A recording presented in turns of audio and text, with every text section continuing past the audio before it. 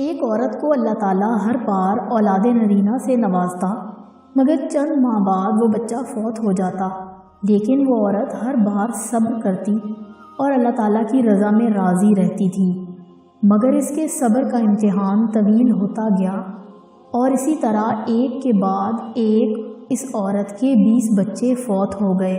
آخری بچے کے فوت ہونے پر اس کے صبر کا بندھن ٹوٹ گیا۔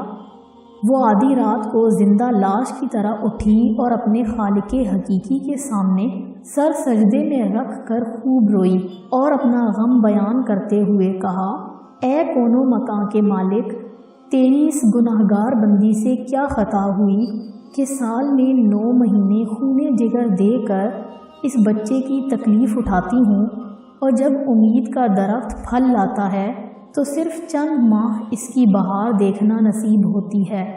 آئے دن میرا دل غم کا شکار رہتا ہے کہ میرا بچہ پروان چڑھے گا بھی یا نہیں۔ اے دکھی دلوں کے بھید جاننے والے، مجھ کمزور پر اپنا لطف و کرم فرما دے۔ روتے روتے اسے اونگ آ گئی۔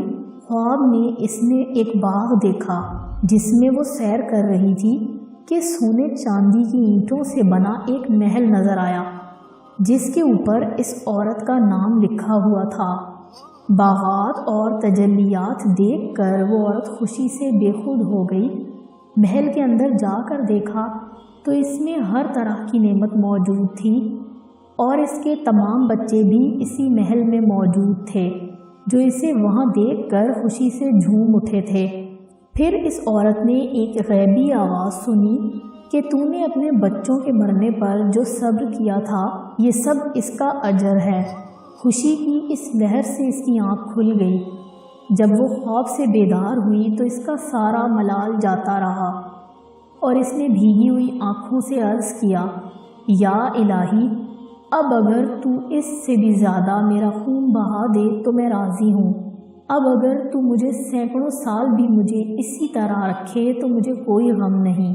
یہ انعامات تو میرے صبر سے کہیں زیادہ ہیں۔ انسان کو ہر حال میں صبر کا دامن تھامے رکھنا چاہیے، کیونکہ یہی چیز انسان کو اللہ تعالیٰ کے قریب کرتی ہے۔ مصیبتیں، پریشانیاں اور دکھ یہ اللہ تعالیٰ اپنے بندوں پر اس لیے بھیجتا ہے کہ وہ ان کے درجات بلند کرنا چاہتا ہے۔